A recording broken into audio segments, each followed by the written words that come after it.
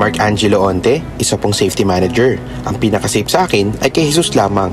Ang Panginoon ang aking ilaw at tagapagligtas. Sino ang aking katatakutan? Siya ang nagtatanggol sa akin, kaya wala akong katatakutan. Psalm 27 verse 1. Ako si Mark Angelo Onte, safety manager. Maging ligtas? Find Jesus in your life. Buhay na buhay ang Panginoon. Tanggapin natin siya sa ating mga puso, ating ipagdiwang si Jesucristo sa araw-araw. Gumugunita kay Jesus sa araw-araw kasama ang MX3.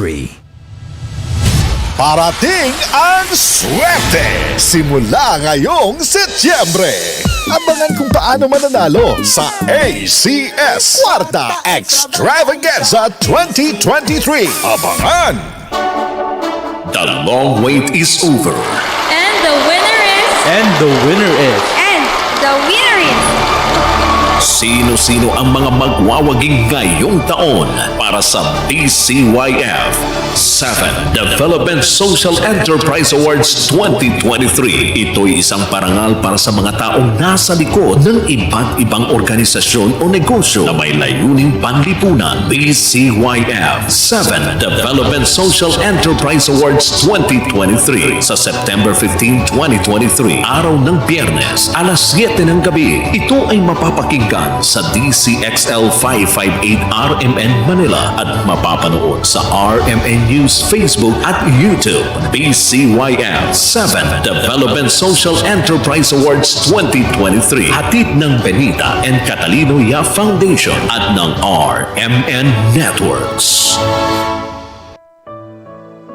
Pagbasa sa Aklat ng Kawikaan, Kabanata 11, Talata 1 hanggang 31. Kasuklam-suklam kay Yahweh ang timbangang may daya, ngunit kasiyahan naman ang timbangang tama. Kahihiyan ang laging dulot ng kapalaluan, ngunit pagpapakumbabay, nagbubunga ng karunungan. Ang tuntunin ng matuwid ay katapatan, ngunit ang masamay wawasakin ng kanyang kataksilan. Walang halaga ang yaman sa araw ng kamatayan, ngunit ang katwiran ay naglalayo sa kapahamakan. Mas panatag ang landas ng tapat ang pamumuhay, ngunit nabubuwal ang masasama sa sariling kabuktutan. Ang katwiran ng mga matuwid ang nagliligtas sa kanya, ngunit ang masama ay bilanggo ng kanyang masamang nasa. Ang pag-asa ng masama ay kasama niyang pumapanaw. Ang umasa sa kayamanan ay mawawalang kabuluhan. Ang matuwid ay inilalayo sa bagabag, ngunit ang masama ay doon bumabagsak. Ang labi ng walang Diyos sa iba ay mapanira, ngunit ang dunong ng matuwid ay nagliligtas ng kapwa. Kapag ang matuwid ay pinagpapala, ang bayan ay nagagalak, ngunit higit ang katuwaan kapag ang masamay napapahamak. Dahil sa salita ng matuwid, ang bayan ay tumatatag,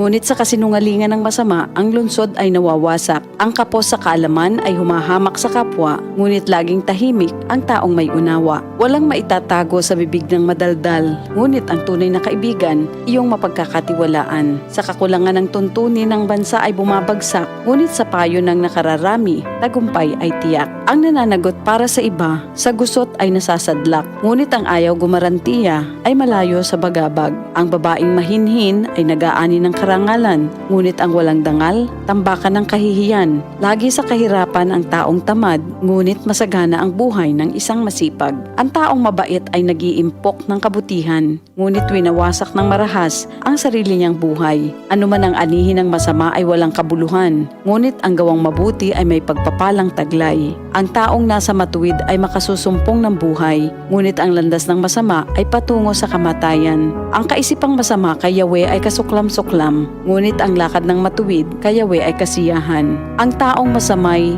di makaliligtas sa kaparusahan, ngunit hindi maaano ang nabubuhay sa katwiran. Ang magandang babae ngunit mangmang naman ay tila gintong singsing sa nguso ng baboy.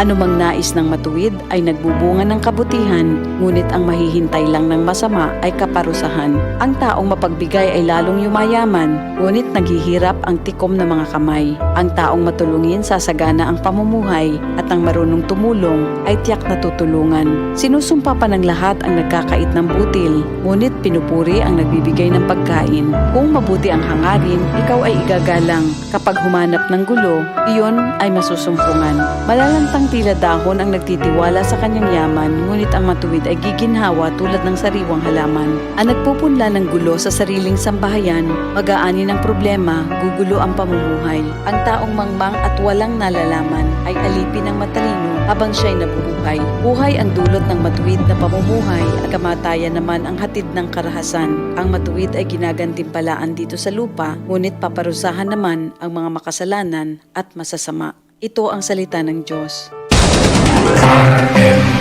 Sa Metro Manila, DZXL. Radyo Trabaho, DZXL. ang tunay na gabay sa hanap buhay. Time. Unang radyo, unang balita. Sport.